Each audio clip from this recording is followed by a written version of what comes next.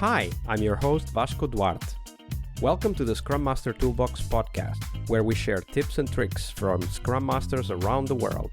Every day, we bring you inspiring answers to important questions that all Scrum Masters face day after day. Hello everybody, welcome to our Success Thursday this week with Salvatore Rinaldo. Hey Salvatore, welcome back. Hi everyone, thanks for having me. So it's been a week full of insights and thoughts that are sometimes quite hard for us to process. I mean, the whole theory of constraints and systems thinking is not necessarily where most of us Scrum Masters start our journey, right? We mostly start with teams. But of course, it is helped by what we see in the retrospectives. I find retrospectives can be an excellent place to observe what are some of the constraints that are holding the team back first, but not only the team, also the system, also the whole organization and product development or service development. So we want to explore retrospectives first. We'll talk about success in a second, but share with us, Salvatore, what's your favorite retrospective format and why? Right. So this might come across as an unusual one because I'm sure it's not one format that people often talk about. But my retrospective format of choice is something called the celebration grid. It's a technique that was introduced by Management 3.0. You might have heard of them. And the reason why I like this format so much is because it really helps you and your team think about practices, mistakes that you make, success that you may have, or failure that you may have with them, and also experiments that you run. It really maximizes your opportunity to learn. We learn when we don't know what the outcome of something will be. So there's a 50-50 chance of something working or not. And this is where we can differentiate between best practices that we want to keep adopting because they are beneficial to us, bearing in mind that just because a practice is successful for one team, it might not be so for another team. So the celebration grid is a really good thinking tool.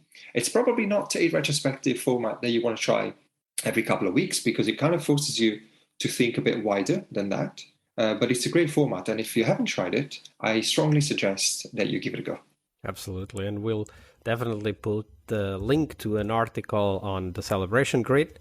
And one aspect that you already talked about that I want to highlight is this need for us to bring experimentation and the ability to be surprised, right, to the teams and the ways they think. Because in traditional organizations, teams are very often kind of cornered to being predictable, which is necessary, but not enough. And I like how you phrased it, that we need to focus on learning. And when we don't know what will happen is when we learn.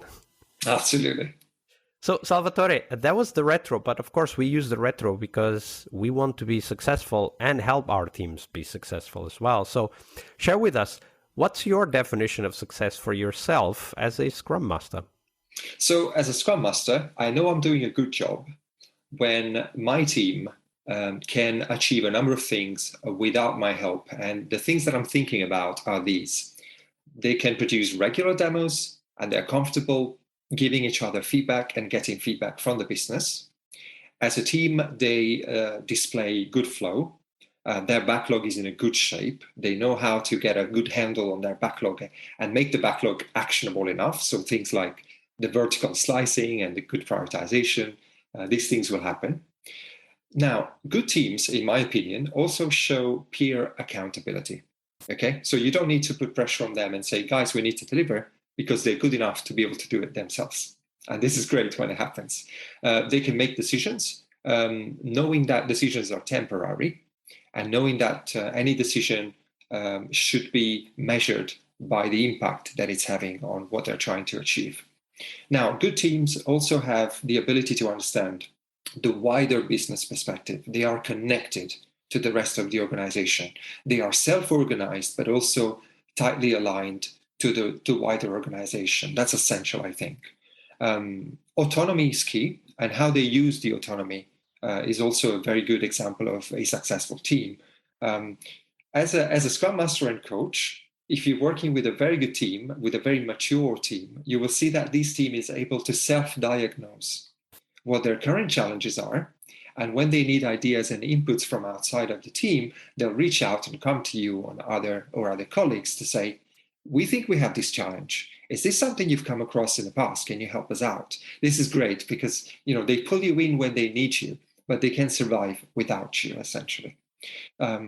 So great teams will ultimately elevate the goal, look beyond the team. They'll do everything that they can do on a daily basis, almost as a habit. These things, delivering doesn't become a problem anymore or a challenge. They are predictable and you don't even have to ask because it's a side effect of everything else they've been doing. So this is my vision of a great team. Absolutely. A great vision it is. What I want to focus on, at least in my experience, it's not very easy to get teams to start looking outside. Sometimes it's hard to get them to look inside as well, like we saw on Tuesday with that story. But and I find that it's a challenge for us as Scrum Masters, but also something that we need to be quite aware of and pay attention to. Is the team getting out of their small little corner? Do they understand the impact they have on other teams? Are they helping other teams succeed because that helps them too? How do you keep yourself accountable and on track to take that into your work, helping the team look outside the team itself? Yes. So there are two aspects that I'd like to mention here. One is how the work is organized at scale between a number of teams, so that if you take a team-specific view, they can talk about dependencies on other teams. They can also talk about the impact of the work that they're doing on other teams. And as a Scrum Master, I try to highlight that actually managing dependencies is good, but for the benefit of better flow, we should also look at ways in which we can break these dependencies, because that way we can work with autonomous teams that are even more autonomous going forward. And they still need to talk to each other and they still need to align on deliverables, but they don't need to entertain dependency management, which can be painful at times. The other aspect I would mention, and it goes back to your question directly, is the role of the product owner in the team. I think that should be a healthy dynamic between product owners and teams. And so if the team is not looking at the wider business, the product owner should really bring the customer's perspective, the business goals, and should really play these back to the team as often as required. The product owner is really there. I call product owners chief clarity officers to bring clarity. Okay, so the role of the product owner is crucial. If this dynamic doesn't exist yet, or as a Scrum Master you think it could be improved, that's where you jump in and try to be a role model for both the product owner and the team. Absolutely. I like how you named the product owner the Chief Clarity Officer. Also, we'll talk more about that tomorrow in the PO episode. Also, for me, the PO is a great catalyst for the team to consider what's outside, right? And unfortunately, often the product owners kind of focus their role on the backlog, try to write the perfect stories, have all of the UX mock-ups ready for the team when the sprint starts. They do that part well, but they forget that actually by doing all of that, by providing so much detail, they're actually creating problems for the team because the team is not considering what's happening beyond that. So I think it's also important, as you said, to look at the relationship of the team with the product owner and also the product owner with the outside, right? So is the product owner bringing not enough or even too much information? And are they actually able to convey that message, those perspectives from stakeholders and customers? Oh, absolutely. 100%.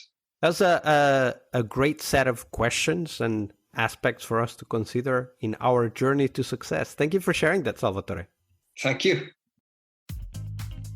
Part of a successful Scrum Master job is to help the product owner. Tomorrow we explore that critical role in Scrum, the product owner role. Tune in to learn about product owner anti-patterns, what you can do to help the product owner, and a real-life example of what a great product owner is and what made it so. Tomorrow on our Friday Product Owner episode. See you tomorrow. We really hope you liked our show.